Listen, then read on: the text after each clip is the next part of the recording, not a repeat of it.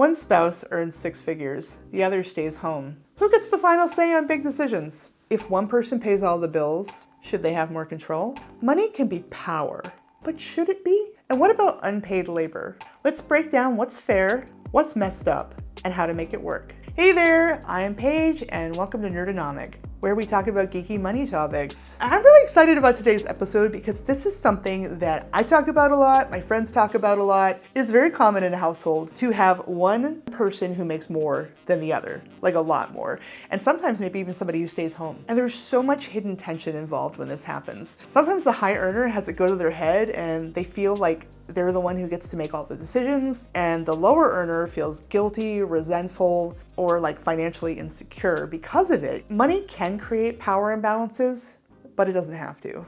And I really wanted to talk about this because I've actually been on both sides of this one. In my first marriage, I was the breadwinner. But then when I started my business in my second marriage, I suddenly became the lower earner while I was building it up. And it was a whole different kind of struggle.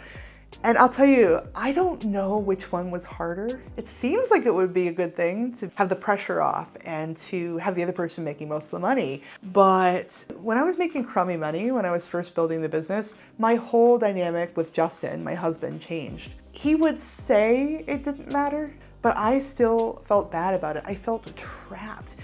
Like I couldn't support myself. What would happen if the marriage suddenly turned bad and I had to get out? I hated feeling like I couldn't buy anything, and I was terrified because I was financially dependent on somebody. I could see he was stressed out too because it was difficult. And this happens a lot. I've seen this a lot with my friends where somebody will have a big paying job in a good industry and somebody else's industry isn't as good, and they can work just as hard, if not harder, the lower earner, and bring home less. Let alone people who are at home, taking care of kids. Like that's a whole other thing too. So one thing I did when I was making less money on the business is because I didn't have a commute, I had flexible hours and everything. I was stressed out trying to figure out the business, but I was home. So what I was doing was I was from scratch cooking, I was cleaning the house, and I was not spending a single dime on myself. I was also helping and coaching Justin with his career. He's now in upper management where he works. I had a degree in psychology. I had done some work in psychological consulting back in my old day job. And I had done executive coaching. So I was able to focus on Justin's career, give him career counseling, help him figure out opportunities, and position him to get into management, which worked. So I was running my own business. I was an unpaid executive coach. I was a maid and a cook. I was doing all of these things. But if you looked at it on paper, it looked like Justin's salary up here, me down here, or lower, like maybe out of the frame. So I was doing a lot of unpaid labor, and a lot of people are who are in a position like mine. It was free work. There's a whole free work problem. Domestic labor has a huge economic value. Imagine what it would cost to pay somebody to clean the house, meal plan, cook, executive coach. Well, if you outsource that to outside people, and for people that have children, there's also things like childcare. I was also doing a lot of emotional labor because I was a lot more flexible. Justin had stress and burnout, and he was worrying and stuff. He was pushing himself. I was not getting the amount of emotional labor in return. He's a nice guy, but he's not as good at that. And I do think that I was so focused on not being a burden because I wasn't making that much money at that point that I went to overdrive. I was like Superwoman. It was nuts. It was nuts.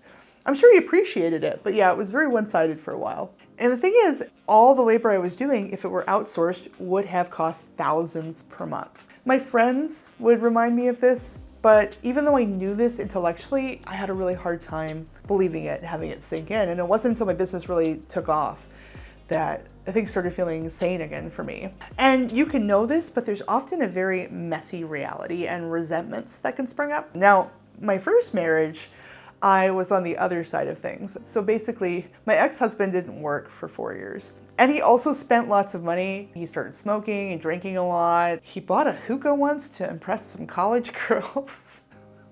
He just dropped money on a hookah, out of nowhere. He's taking other people out to eat on the money I was making. He'd take the car and disappear. There's a lot going on with him. He didn't cook or clean either, which is another problem with him. There's a reason we're not married anymore. But I did start to feel some resentment. You might find one party saying, I make the money, so I decide how we spend it. And that clearly wasn't the dynamic in my first marriage, but I could see how that could happen if the personalities were different. I was a total doormat. I've actually been to therapy. It's a whole thing, like the divorce and the therapy. Or you might find people saying, you don't work, so why do you get a say? Where somebody's at home and they're doing all the childcare and stuff and they're not getting paid. Like they work just as hard. It's just not recognized as a regular job. Or, you might feel taken for granted, like I do everything at home, so why doesn't that count? And I think there are resentments on either side of this. Like it totally takes an emotional toll. So I'll tell you this, financial dependence can feel like a loss of autonomy. I remember feeling almost like a kid, but it was like I was a kid with no allowance, truly. And high earners may feel unfairly burdened. Like I said, I was working while my ex-husband was taking people out to dinner with money I was making. I was making tuna helper for dinner. Like truly, that's an actual example. But here's the thing, sometimes it's not as blatant as all that. A lot of times it can be a lot more subtle, some of the dynamic shifts. So take Justin and me, situation where I was under earning. When I was building my business and I was working my tail off and I was meal planning, cooking, cleaning, executive coaching, being the emotional labor person in the house. As much as Justin supported me in a lot of ways, big and small, like he said, no, don't get a part-time job, make this work. The only way that you're gonna make what you're worth is if you work for yourself, and I don't want anything to take away from that. What a guy. He was very good about that. And he'd say the right things to be very patient. As much as he actually supported me with words, there were things that would happen that really signaled that he didn't respect my work the way that he respected his own. It wasn't quite the same thing. He would feel free to disrupt or interrupt my work. It would come out in these little ways. He'd be more likely to barge into my office than I would be to barge into his, or to interrupt my writing process or things like that, because mine wasn't real work, because it wasn't earning. If he had a work obligation, it was a serious thing. It was completely serious. If I had something I needed to do, it was flexible. I was always working around him. And while I was working to build that revenue with the business, I was very frustrated and I was very stressed out. He was also frustrated. I think he was trying really hard not to voice it because he knew that I was doing good work and I was trying really hard. But it would just leak out in all different ways. But it really didn't help. It didn't help because I could tell, and I was also frustrated with it. But then about 5 years in, my business took off, which sounds like a long time, but like they say, a lot of times a business will take something like 7 years to take off. Some businesses never take off. Mine took off like a rocket once it took off. And suddenly it was like a weight lifted, not just financially, but emotionally. Justin started respecting my work more, and I felt it. I was able to contribute to the household more because we were used to living on basically Justin's income. I was making money, but everything I was making, I was reinvesting back in the business in ways to make us grow further. Once it got to the point where it really started to cook, we had some large windfalls, and I was able to do a number of very cool things with it. I bought a car outright. I put a sizable down payment on an RV. We were able to travel for 2 years, see the country, find out where we wanted to live, because Justin had gotten into remote work and we could live anywhere. I got rid of our student debt, and I was able to save up some money for the down payment on the house we're in now, which is a great house. But here's the thing, that was the high time. My income fluctuates. Like a lot of business owners, it isn't steady. It's boom or bust. I'm actually right now in a bit of a down cycle. I'm rebuilding though, we're rallying. Things have been going a little better. We're nowhere near the floor. The floor has gone up. My income isn't steady, it goes up and down. And I'll tell you, I still notice these little vibe shifts whenever my income fluctuates. I start feeling like I can't spend money, even though I make better money than I did. Part of the issue is that Justin is also upwardly mobile, so his income has raised as well. So we're constantly in this competition. So I can be a winner in the old competition and still a loser in the new competition, which is kind of a toxic way to think about it, right? But I think whether we should think about these dynamics this way or not, it doesn't matter as much as the fact that we do. And we need to be realistic about that. We need to be realistic about that these can affect a relationship, a household, a family dynamic. And it's actually really funny for me because I am in this headspace where I'm constantly worrying about being a burden and feeling like I don't deserve things, which my friends are like, what the heck? They all think I'm Superwoman. I don't think I'm Superwoman. I have friends who tell me regularly, Paige, you are amazing. You are like housewife level domestic manager, plus this fantastic executive coach. Plus you have a business. Your business does well. Yes, your business goes up and down, But the fact that you have a business at all on top of those other two things is incredible. And I sort of know what they mean, because the funny thing is that back when I was a breadwinner in my first marriage, I didn't think much about this dynamic at all. I was making money, and I was actually handling the household too. I was doing both things. I was doing the domestic labor and making the money. And I never thought about whether I was treating my ex-husband's contributions as less than. I never thought about that. I would get frustrated with him because I'd get tired and things wouldn't be getting done and money would disappear. But I never really thought about the psychological toll it could have taken on him as being the person who felt less than. I never really thought about that. I never thought about the depression, the self-esteem issues, or any of that. Now, in my defense, I was very, very busy. So I sort of get that, and I was younger, and we were married like 20 years ago, right? But the minute I was on the other side of it, I felt it. I felt it. It's been hard. It's been hard. So that's the problem. Let's talk about ways to make it work. Some practical solutions, if you will. So there are some ways to make things more financially fair, some strategies. So here are some options. The first is that you can have fully joint finances. It's pretty straightforward, right?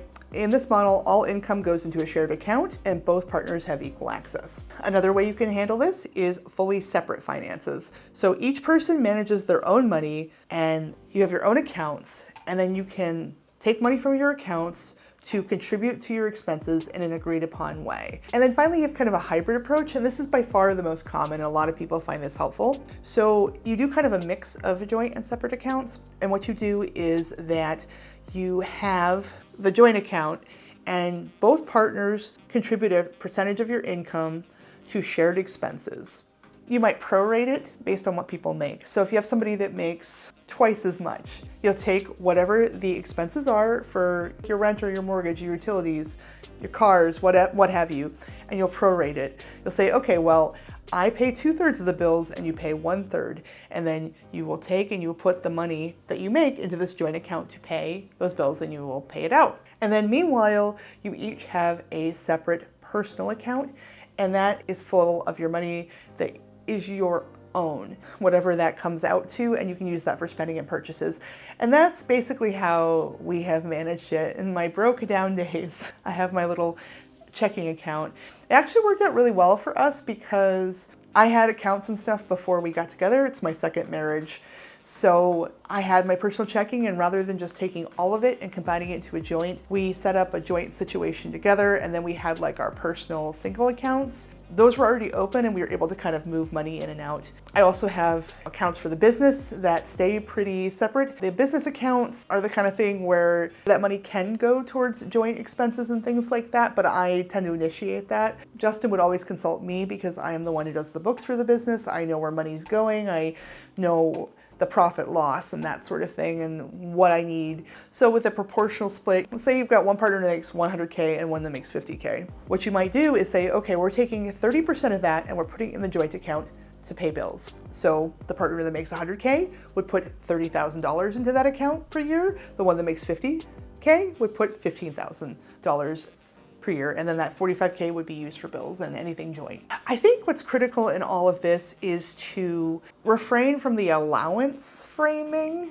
So here's a problem. In some relationships, the higher earning partner is in a gatekeeper position where they allow the lower earner to spend money, like to spend a set amount. They're like the gatekeeper of that budget item. And while it kind of makes a logical sense in some ways, it infantilizes the other partner. It makes it feel like a parent-child dynamic, which frankly stinks for both people. I hated that. I absolutely hated that. As much as I didn't like my ex-husband just spending money willy-nilly, I hated the feeling of him like asking me, hey, can I spend money? Hey, can I spend money? It didn't help that he didn't do good with no. Like he would get really mad and then he would like take it out anyway. He didn't have any self-control. But here, I'm talking about him, I'm infantilizing him. I'm sure that didn't help our relationship. The difference in the way that we managed money wasn't good. We had very different work ethic. He was more of a guy who just wanted to have fun and relax. I do not know how to relax, and that's fine.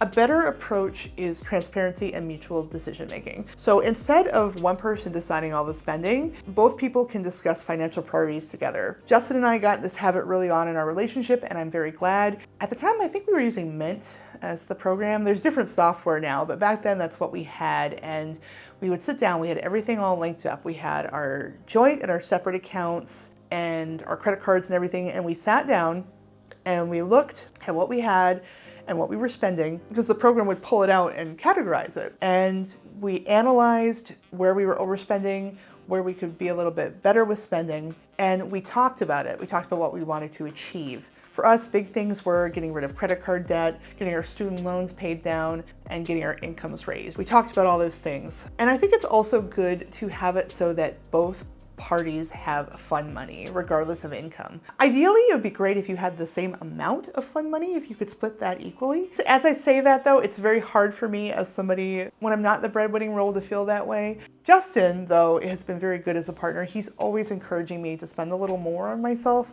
He's so funny. I'm allergic to spending too. I'm kind of a cheapskate. So if I want something, Justin's like, yes, get it. Because it's so hard for me to get things for myself. Justin's really great too in that he tends to have very practical hobbies and very useful hobbies. So he's very handy and very DIY. So he's very excited to get tools and things that actually help around the house. That's the cool thing about him. He's less likely to spend a lot of money on something that's consumable or impractical. He gets a lot of fun and enjoyment and self-satisfaction out of, making. He's got the maker thing and the do-it-yourselfer thing. So that's been helpful as well. A lot of Justin's projects are very joint too. We have a lot of things where we'll want to go on a trip, so that'll be for both of us, or we want to get a game to play together. We'll play it on the TV, and usually Justin will drive because I get motion sick sometimes playing games, but we'll play it together and we'll hang out and it'll be like a social thing. We do that all the time. The key here is making it so it's not like one person's the boss and one's the employee, one person's the parent, the other's the child. You want to both have financial autonomy and a say and a role in investing in various ways in your family's health and wealth. And that's the big thing, right? Is you're working towards the same goal. You don't want to have somebody running around spending all the money and one person doing all the hard work. Part of that is recognizing the hard work that people do, and part of that is making sure that everybody has a say. It's important. It's a good balance. Even though I'm neurotic, I feel like Justin and I are very much healthier than my ex-husband and I were. It's very important to acknowledge and value domestic work. It is real work. And I challenge you, if you do not feel like it's real work, to go out and price it all out and get the actual sticker price on what it would cost to outsource it, and wrap that into what the under-earner or stay-at-home person is making, the child care and cleaning and all that. Just price it out. For what it's worth, I do think it's appropriate if somebody is working less outside the home to be picking up those contributions. But I think it's also important to value them. What you want, ideally at the end of the day, is shifting from a power struggle to a partnership, because both partners should get some say in the direction of a household, no matter what their income is. Having been both the high earner and the low earner, I can say with confidence that financial power dynamics are real, whether we acknowledge them or not. The best way to prevent resentment on either side is to make sure that both partners feel like their contributions matter, whether they're bringing in a paycheck or not. Money shouldn't determine whose work is more real, but in practice it often does. That's why financial autonomy matters even in loving relationships. Anyway, it's been great talking to you as always. Thanks for watching, and I'll see you in the next video.